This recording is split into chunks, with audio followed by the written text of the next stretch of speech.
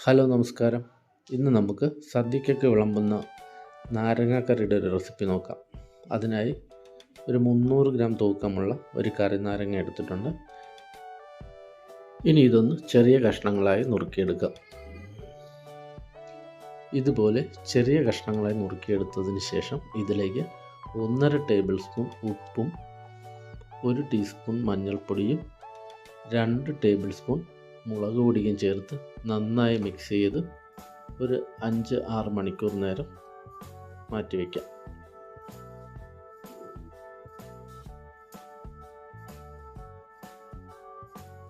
ഇനി ഇതിലേക്ക് ചേർക്കുന്നതിനായിട്ട് ഒരു വലിയ കഷ്ണം ഇഞ്ചി അരിഞ്ഞത്, കുറച്ച് വെളുത്തുള്ളി അരിഞ്ഞത്, കുറച്ച് കാന്താരി മുളക്, 2 വറ്റൽ മുളക് എന്നിവ എടുത്തിട്ടുണ്ട്.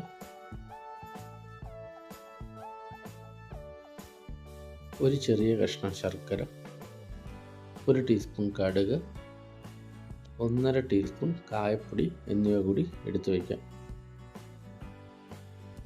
ഇനി ഒരു ചുവട് കട്ടിയുള്ള പാത്രം അടുപ്പിൽ വെച്ച് ചൂടാകുമ്പോൾ അതിലേക്ക് 3 ടേബിൾ സ്പൂൺ നല്ലെണ്ണ ഒഴിച്ചു കൊടുക്കാം. നല്ലെണ്ണയൊക്കെ നന്നായി ചൂടായി വരുമ്പോൾ അതിലേക്ക് നേരത്തെ എടുത്തു വച്ചിരിക്കുന്ന കടുക് ചേർക്കാം. കടുക് നന്നായി മൂത്ത് പൊട്ടി വരുമ്പോൾ വറ്റൽ മുളക് ചേർത്ത് കൊടുക്കുക.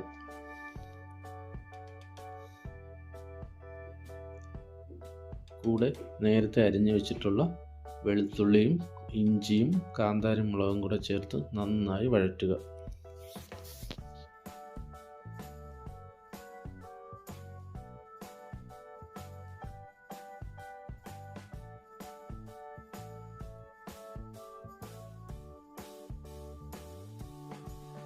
ഇതെല്ലാം നന്നായി മൂത്ത് വന്നിട്ടുണ്ട്. ഇതിലേക്ക് നേരത്തെ നമ്മൾ തയ്യാറാക്കി വെച്ചിരിക്കുന്ന നാരങ്ങക്കൂട്ട് ചേർത്ത് കൊടുക്കാം.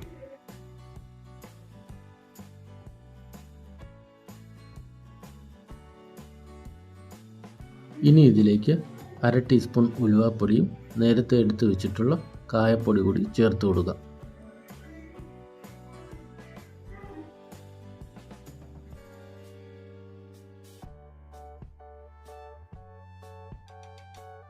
ഇനി ഇതിലേക്ക് ഒരു 1/4 കപ്പ് നല്ല തിളച്ച വെള്ളം കൂടി ചേർത്ത് നന്നായി ഇളക്കി യോജിപ്പിക്കുക.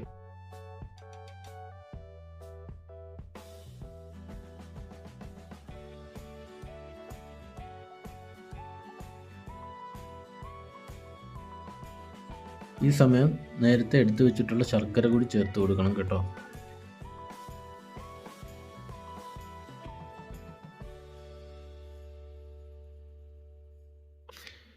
ഇനി ഇതൊന്ന് ഒരു 10 മിനിറ്റ് നേരം ചെറിയ തീയിൽ നന്നായി തിളച്ച് ഒന്ന് ചാറെല്ലാം കുറുകി വരുമ്പോഴത്തേക്കും നമുക്ക് തീ ഓഫ് ചെയ്യാം.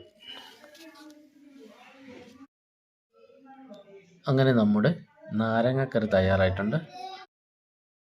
വീഡിയോ ഇഷ്ടപ്പെട്ടെങ്കിൽ ഇതുപോലെ എല്ലാവരും ഒന്ന് ഉണ്ടാക്കി നോക്കണം കേട്ടോ. അപ്പോൾ മറ്റൊരു വിഭവവുമായി വീണ്ടും കാണാം. Thank you.